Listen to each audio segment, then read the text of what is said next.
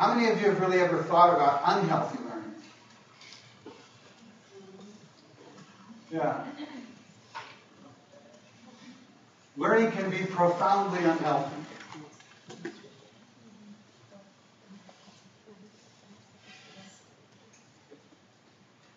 As I mentioned earlier, and this is the thing that really stunned me, as I took it in more and more, is that human beings innocently, intelligently can learn in ways that disable their learning.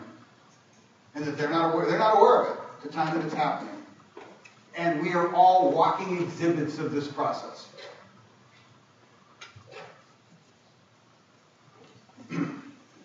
Learning has both an adaptive and a maladaptive side.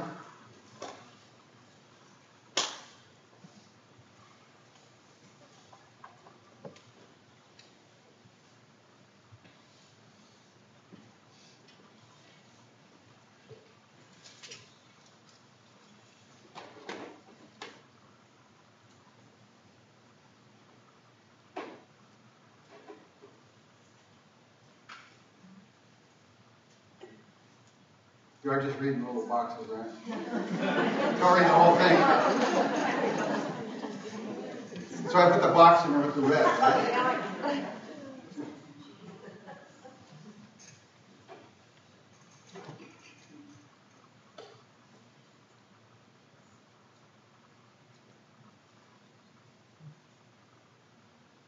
This is a term you're going to hear more and more. You start to recognize that virtually everything that goes off course in the development of human beings in our lives is not a consequence of, here's the way you can look at it, right?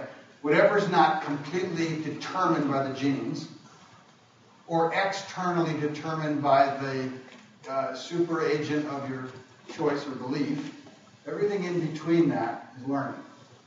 Everything.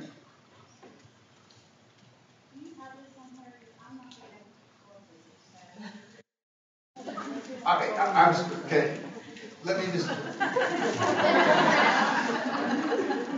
I don't want you to absorb it. What I want you to do is just kind of just recognize the scope of applicability of the concept of maladaptive learning at this point.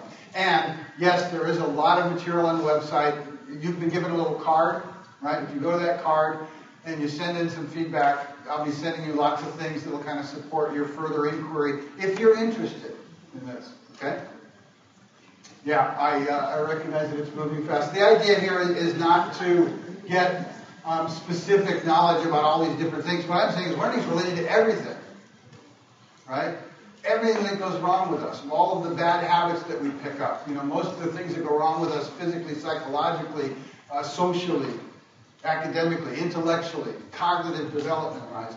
Even the geneticists are realizing that more and more the genes kind of set up a trajectory and then adapt to environmental conditions. Another way of saying that the genes learn to express.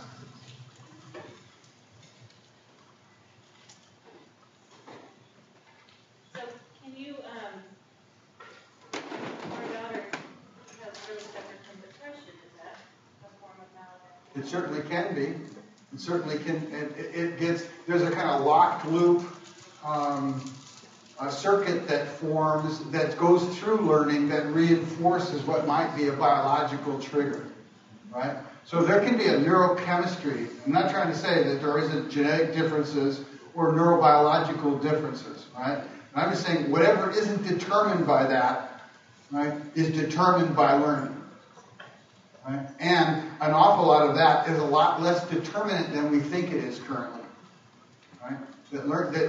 I think someday we're going to realize that a child that learns to play with a ball before they play with a block, it has an effect on their cognitive trajectory. It's so much more subtle. Like I was saying before about the baby controlling the room with the pacifier. We're in the Stone Ages of understanding learning.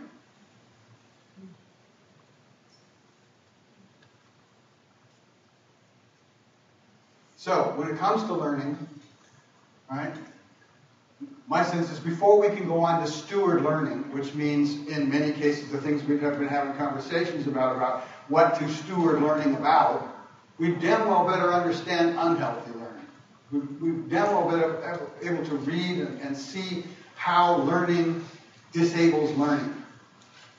If we can't read that, then inadvertently we're creating the conditions and the environment that's causing our children to become learning disabled in the field of our intent to educate them. And I see every day what you're talking about because it takes, I do special ed, usually in the emotionally disturbed category, and I see what you're talking about. I say I have to undo a lot to unlearn those things. That's hard. Yeah. Yeah, that's quite something to undo. Why does it seem it's not necessarily true that this maladaptive learning is so much easier for them to learn than It's the trajectory, inertia of human history. you go this way and it's just easier to stay going. Yeah. I mean, it's inertia, right? What I call the core of the reading problem, paradigm inertia, right?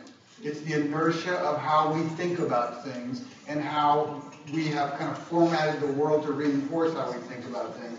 And all of the crises that I think, in my worldview, all the crises that we face today, the social, political, economic crises on all fronts, are really bringing all of this up. They're all reflections of this unhealthy learning run amok in us, and brought into the time today where the rate of change just no longer forgives the kind of things that used to be fine 100 years ago. It's not like it's new today. The problem that we're struggling with, we've struggled with all along, but the environment, the time, the conditions of human life in the past were less sensitive, less dependent on learning than they are now.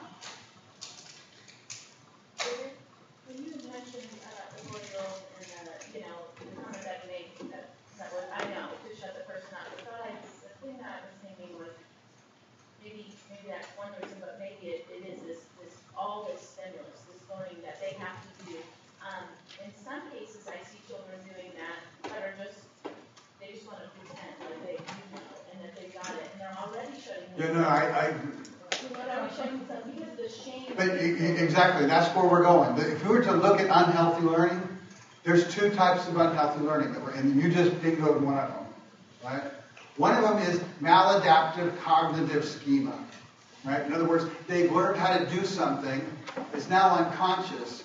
It's how they approach learning something new, and it's skewing in the wrong direction their ability to learn something new. And this in other words, if you work with struggling learners, right? How many of you work with kids that, okay, wouldn't you say that the majority of what you're struggling with is what they've learned? Okay? Their approach to it, it's almost like it's unconsciously habituated in them, is actually causing their mind to be focused in a way, or to proceed in a way that's misdirected and not helpful to the learning that's being challenged in them right now. Right? So one is unconscious cognitive automation, so to speak, that's misdirecting current learning. And this is great. The best example of this is the kids who have mislearned how to read and are looking for the wrong cues, that are trying to guess what the word is. Right? Once they've developed that habit's now working against them being able to learn to read. Yeah?